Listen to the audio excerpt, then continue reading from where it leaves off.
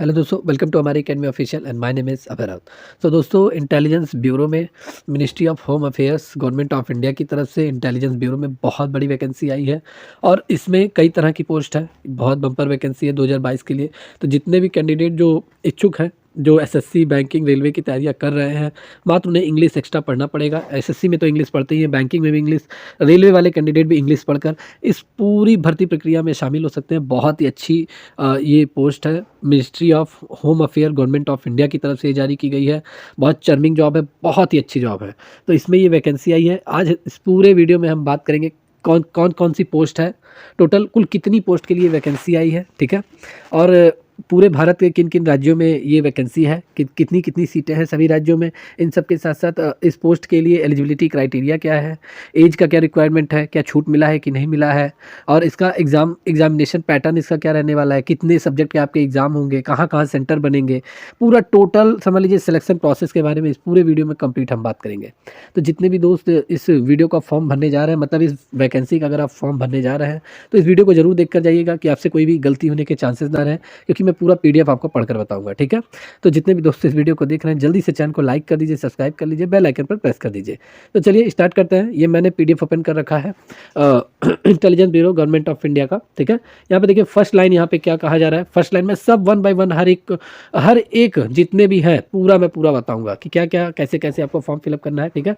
सबसे पहले the candidates are advised in their own interest, अपने इंटरेस्ट के according to through detail advertisement in WWMHA government of India, ठीक है। मतलब ministry of home affair government of India website पे पूरी जानकारी दी गई है। आप अपने अकॉर्डिंग पूरे हर एक चीज़ जानकारी ले सकते हैं। To ensure that fulfil eligibility criteria other requirement before filling up the online application. Online application से पहले एलिजिबिलिटी क्राइटेरिया हर एक चीज़ें के बारे में पूरी तरीके से एंश्योर सुनिश्चित कर लीजिए, फुलफिल अपने आप को पूरी तैयार कर लीजिए, ठीक है। अब ये जो वैकेंसी जारी की गई है, पोस्ट जारी किया गया है intelligence bureau ministry of home affair government of India की तरफ से। और इसमें कौन कौन से पोस्ट हैं, तो इसमें पोस्ट आपके बेसिकली सिक्योरिटी, ठीक है, एडवाइज़र की पोस्ट है, ठीक है, security assistant, executive, multitasking staff, general examination. ये पोस्ट आपका क्या क्या है, पोस्ट आपका है सिक्योरिटी असिस्टेंट का इसमें पोस्ट है, एग्जीक्यूटिव के भी पोस्ट है, मल्टीटास्किंग स्टाफ के भी पोस्ट है। तो 3 तरह की पोस्टें आपको इसमें मिल जाएंगी जो इंपॉर्टेंट है, ठीक है। बहुत अच्छी जॉब है। देखिए आगे क्या कहा जा रहा है।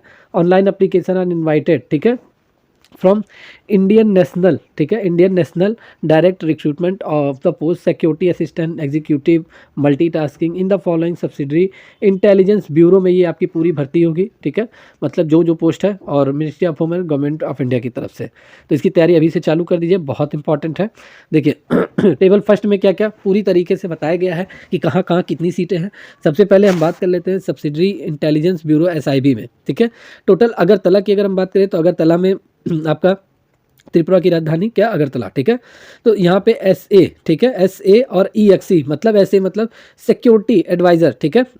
ये आपका हो गया सिक्योरिटी असिस्टेंट, सॉरी, और EXE मतलब एग्जीक्यूटिव, और मल्टीटास्किंग स्टाफ जनरल। इसकी टोटल वैकेंसी है यहाँ पे, ठीक है। यहाँ पे आपको ये देखिए local language dialect of the region, तो आपको लोकल लैंग्वेज भी आना चाहिए, ठीक है, लोकल लैंग्वेज। चलिए, तो सबसे पहले आपको क्या इस वैकेंसी के लिए यहाँ पे इन्होंने पहले कह रखा है कि बांग्ला आपको आना चाहिए, कबरू, कोको बोराग जो यहाँ पे लैंग्वेज बोली जाती है, ठीक है, मैथी एंड लुशाई ये लैंग्वेज आपको आनी चाहिए अगर आप त्रिपुरा से मतलब अप्लाई कर रहे हैं फॉर्म को। यहाँ पे टोटल वैकेंसी कितनी है, यहाँ पे अगर हम वैकेंसी की बात करेंगे तो बहुत ही कम वैकेंसी है। जनरल की 7100, ये आप पूरा मेंशन इसमें किया हुआ है, आप देख सकते हैं। तो इस पर मैं ज़्यादा डिटेल डिस्कशन नहीं करूँगा क्योंकि टाइम बहुत ज़्यादा लैप्स हो जाएगा। अहमदाबाद से अगर आप अप्लाई कर रहे हैं तो आपको गुजराती आनी चाहिए, ठीक है। एजवाल से अगर आप अप्लाई कर रहे हैं तो लाई, मारा, पांग, ये सब आपको ब्रू बर्मीस ये लैंग्वेज आनी चाहिए।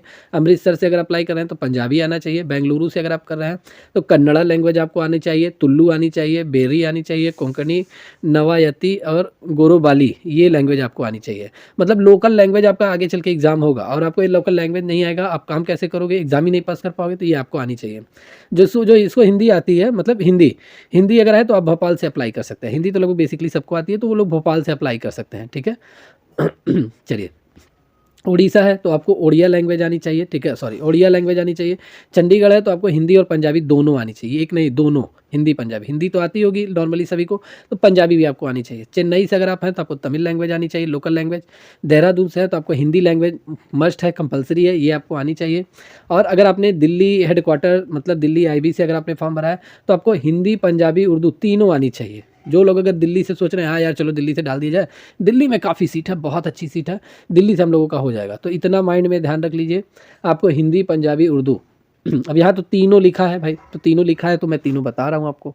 तो हिंदी, पंजाबी, उर्दू तीनों आनी चाहिए आपको, ठीक है, जो लोग दिल्ली से अप्लाई कर रहे हैं, ठीक है, इसको ध्यान में रखें। अब यहाँ पे ऐसा नहीं लिखा है कि हिंदी आनी चाहिए, पंजाबी, उर्दू कोई कंपलसरी नहीं है, तो ऐसा कहीं कुछ लिखा नहीं है, तीनों एक साथ लिखा है, तो तीनों लैंग्वेज आपको आनी चाहिए। डिब्रूगढ़ से अगर आप अप्लाई कर रहे हैं तो अदी, गालो, देखिए मयम्बा, मिसमी, खम्पाती, चकमा, नेक्टा, तस्ता, तंगसा, सिंगफो, लिशो, वांचू, ये सब लैंग्वेज आपको आनी चाहिए, ठीक है। गंगटोक से तो नेपाली, भूटिया, लेप्चा, ताइबेतियन, ये लैंग्वेज आनी चाहिए। गुवाहाटी से है तो आपको यहाँ पे पूरा लैंग्वेज मेंशन है, ये लैंग्वेज आपको आनी चाहिए। हैदराबाद से अगर आपने अप्लाई किया हुआ है हैदराबाद से, तो आपको तेलुगु लैंग्वेज आनी चाहिए।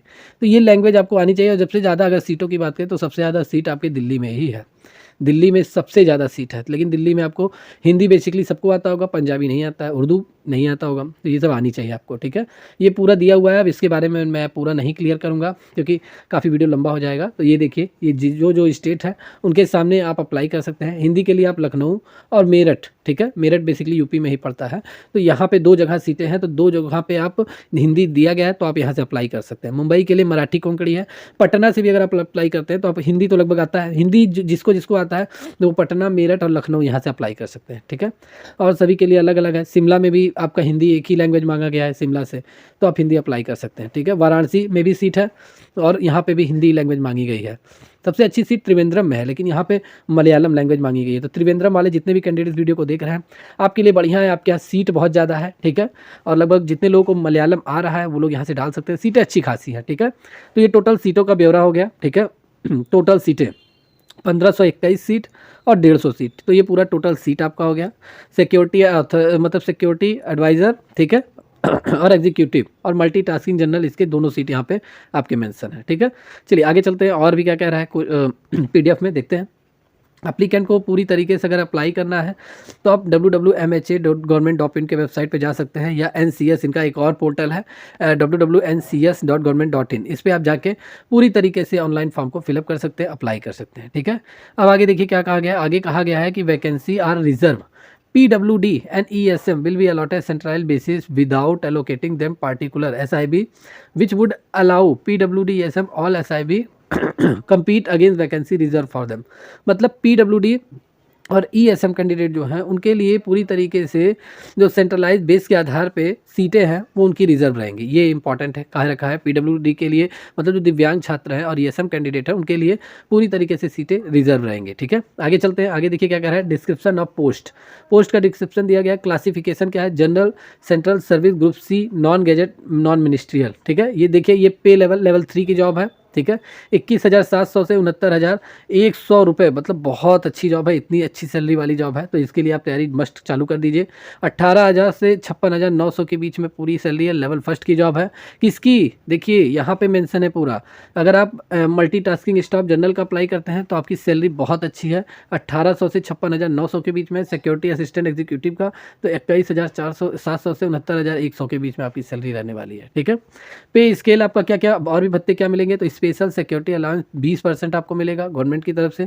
कैश कंपेंसेशन भी आपको मिलेगा, ठीक है। ड्यूटी परफॉर्म, हॉलीडे, अगर आप हॉलीडे के मतलब जिस दिन छुट्टी रहता है उस दिन भी अगर आप ड्यूटी करते हैं तो टू ए सीलिंग 30 डेज, उसमें आपको कैश कंपनसेशन भी पूरी तरीके से मिलेगा, तो बहुत अच्छी है। आगे चल के और भी ये लोग नोटिफिकेशन जारी करेंगे सैलरी के लिए, क्योंकि पिछली बार इन्होंने किया था, तो इसमें अभी टेंशन मत लीजिए, अभी पहले एग्जाम पास कीजिए। एग्जाम एसेंशियल क्वालिफिकेशन क्या मांगा गया है, क्लास 10th आपसे मांगा गया है, equivalent recognised board of education. Possession of domicile certificate आपके पास रहना चाहिए, अगर जिस स्टेट से आप अप्लाई कर रहे हैं, तो मतलब against which candidate has applied, ठीक है। तो आपके पास सबसे पहले डोमिसाइल सर्टिफिकेट रहना चाहिए, क्योंकि जहाँ से आप अप्लाई करेंगे आपको लोकल लैंग्वेज आनी चाहिए, लोकल लैंग्वेज आएगी मतलब आप लोकल के हैं, तो इस डोमिसाइल सर्टिफिकेट मांगा गया है, ठीक है। Knowledge of any one of local language, dialect mention table A against each I, मतलब एक लोकल लैंग्वेज आपको आनी चाहिए। Knowledge of any one of local language या डायलेक्ट मेंशन टेबल ए। अब देखिए यहाँ पूरी तरीके से क्लियर कर दिया गया है, मतलब आप दिल्ली का फॉर्म आप डाल सकते हैं, लेकिन दिल्ली के लिए आपको एक लोकल लैंग्वेज आनी चाहिए। दिल्ली के लिए कहाँ है, दिल्ली है तो मतलब या तो आपको हिंदी, पंजाबी, उर्दू में से कोई एक लैंग्वेज आनी चाहिए, क्योंकि अब आगे मेंशन कर दिया है। तो आप सभी लोग दिल्ली के लिए फॉर्म डाल सकते हैं, ठीक है? क्योंकि यहाँ पे इन्होंने पहले कह रखा है, अब यहाँ पे इन्होंने कह दिया है कि एनी वन लोकल लैंग्वेज आपको आनी चाहिए, ठीक है? एनी वन, तीनों में से एक तो आप डाल सकते हैं, ठीक है? चलिए आगे देखते हैं। Desirable qualification, field experience in intelligence work अगर आपके पास है, डिज़ायरेबल इच्छुक, ये कंपल्सरी नहीं है, अगर आपके पास है तो आप सर्टिफिकेट वगैरह दे सकते हैं, ठीक है? एज लिमिट क्या, 27 साल से अधिक नहीं होना चाहिए। 25/11/2022 तक आप 27 साल से अधिक नहीं होने चाहिए, और 18 से 25 ईयर के बीच में आपका एज होना चाहिए, ठीक है? अब कुछ लोग कहेंगे कि यार मैं 26 साल का हो गया, ना सॉरी, मैं 28 साल का हो गया, 29 साल का हो गया, 30 साल का, क्या मैं डाल सकता हूँ? हाँ, आप डाल सकते हैं। देखिए यहाँ पे छूट भी दिया रहता है। अपर age limit is relaxable, 5 year SC/ST को मिला है। मतलब अगर SC/ST का कोई बंदा है, मान लीजिए 32 साल का है, तो 5 साल की उसे छूट मिलेगी, 27, 5, 32, तो वो डाल सकता है। मतलब 30, 31, 32, 29, 28 सब डाल सकते हैं। कौन? SC/ST कैंडिडेट को 5 साल की छूट मिली है, और OBC कैंडिडेट के सभी विद्यार्थियों को, मतलब सभी कैंडिडेट 3 साल की छूट मिली है, वो डाल सकते हैं, ठीक है?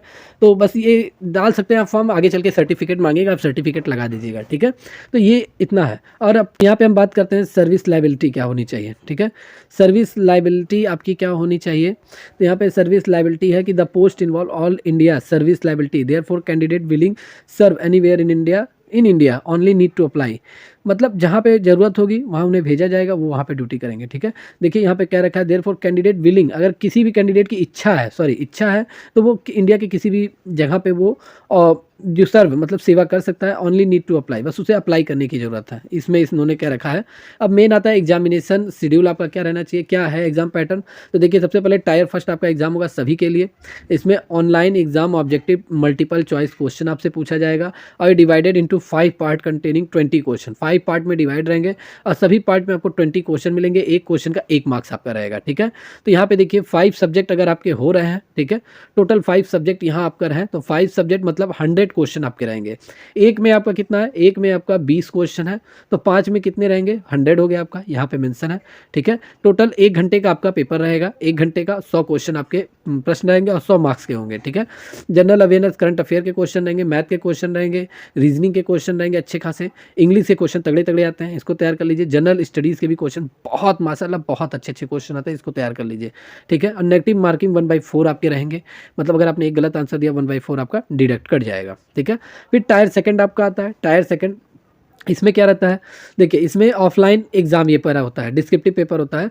इसमें आपको ट्रांसलेशन करना होता है, कोई भी एक पैसेज मिल जाएगा 500 वर्ड का, उसको आपको local language dialect to English, ठीक है, तो उसको आपको लोकल लैंग्वेज या dialect to English vice versa, मतलब आपको लोकल लैंग्वेज में या तो ट्रांसलेशन करना रहेगा या इंग्लिश में ही ट्रांसलेशन करना रहेगा। तो ये आपको पूरा मिलेगा, 40 नंबर के आपके पेपर रहेंगे, 1 घंटे का पेपर रहेगा, ठीक है?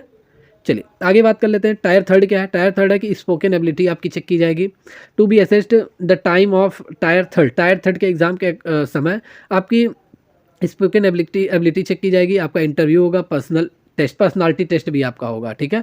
तो ये भी काफ़ी टफ होता है। पिछली बार क्या था कि पिछली बार सभी कैंडिडेट डर गए थे कि अरे यार इंटरव्यू इंग्लिश में होगा। पिछली बार नोटिस में दिया भी था कि आपका जो टेस्ट इंटरव्यू होगा वो ओनली ऑन इंग्लिश में होगा। पिछली बार नोटिफिकेशन में कह दिया था। देखिए अभी तक तो कहीं कोई नाम नहीं लिया है, लेकिन ये है कि मैं बता देता हूँ, इसमें PDF में पढ़ रहा हूँ। देखिए part of the tyre second for SA executive के लिए, ठीक है, मतलब सिक्योरिटी एग्जीक्यूटिव और एग्जीक्यूटिव के लिए यहाँ पे spoken ability to be assessed time of tier third के समय देखा जाएगा। इंटरव्यू और पर्सनालिटी टेस्ट भी होगा। इसमें 10 मार्क्स के प्रश्न होंगे आपके, ठीक है?